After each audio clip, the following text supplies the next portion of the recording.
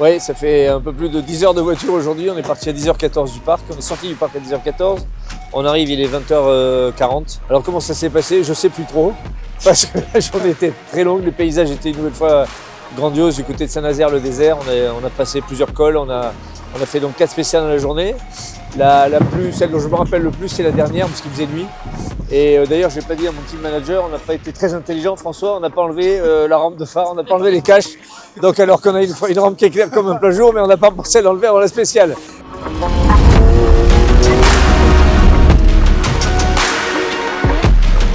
Malgré la rampe de phare, on n'aurait pas vu les plaques de verglas qu'il y avait en haut du col. Et on s'est fait 2 belles glissades avec la voiture presque en travers sur la route, une route où on passe quasiment qu'à une voiture. Donc ça nous a bien calmé. Voilà, donc c'est celle dont je me rappelle. Après, le reste du temps, je me rappelle qu'on a pris, à mon avis, 1 milliard de points de pénalité. Parce que je crois qu'aujourd'hui, on n'a rien respecté. Si on a respecté dans les villages les zones 30, ça c'est impératif, sinon on peut être exclu de la course. Mais dans les spéciales, à un moment, j'en pouvais plus, j'ai allumé comme un fou.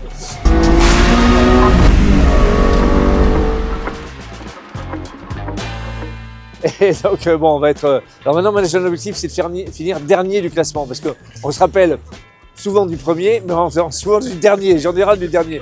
Donc il faut qu'on termine dernier, on s'y emploie là. Je pense que demain, au Turini, l'année dernière, j'avais doublé 15 voitures. En me disant, de toute façon, maintenant, ils ne peuvent plus m'exclure de la course puisque c'est la dernière. Donc je pense que demain soir, on va recommencer l'exploit pour essayer d'assurer la place de dernier. Moi j'ai beaucoup aimé l'étape de nuit parce que alors là pour le coup comme on n'y voyait pas grand chose, le pilote se repose beaucoup sur le copilote, sur le guidage, donc sur les virages et c'est impératif de tous les indiquer. Et puis ça nous prépare à l'étape de demain qui est le col du Turini de nuit. Donc ouais, je pense que c'était une bonne chose qu'on commence les étapes de nuit ce soir.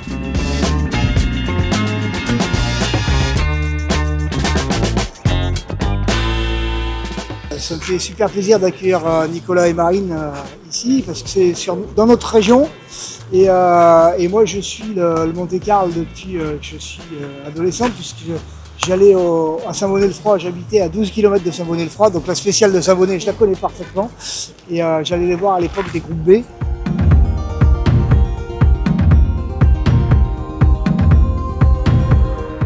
Je l'ai vu dans plein de courses, mais là ça me fait plaisir de le recevoir sur notre région parce qu'en plus je crois savoir qu'il y a eu un peu de neige sur les hauteurs. Ah oui. Et chez lui à Bordeaux il n'en a pas, alors c'est un plaisir de le faire découvrir.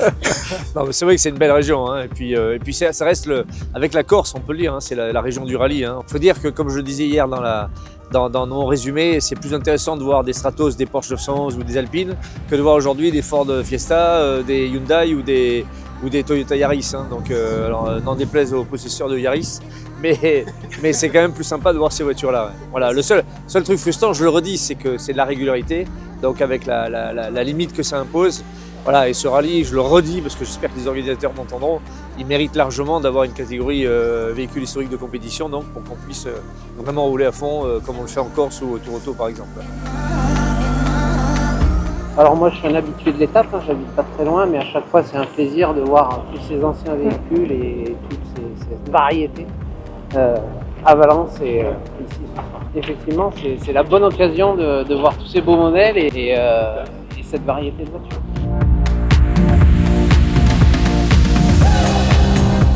Mais c'est vrai que dans cette ville, à chaque fois qu'on vient à cette période, il fait un front de canard. Ouais. Parce que Nicolas il nous dit qu'il a été très vite, mais en fait on l'attend quand même depuis 2 heures. Hein. C'est vrai. Et vous savez que malheureusement on est contraint par l'horaire parce qu'on ne pouvait pas pointer avant 19h39. Donc on n'avait pas le... Non, 20h39. 20h39, voilà. Allez, on va dîner, pour la peine on va dîner chez Pic, ça va aller beaucoup mieux.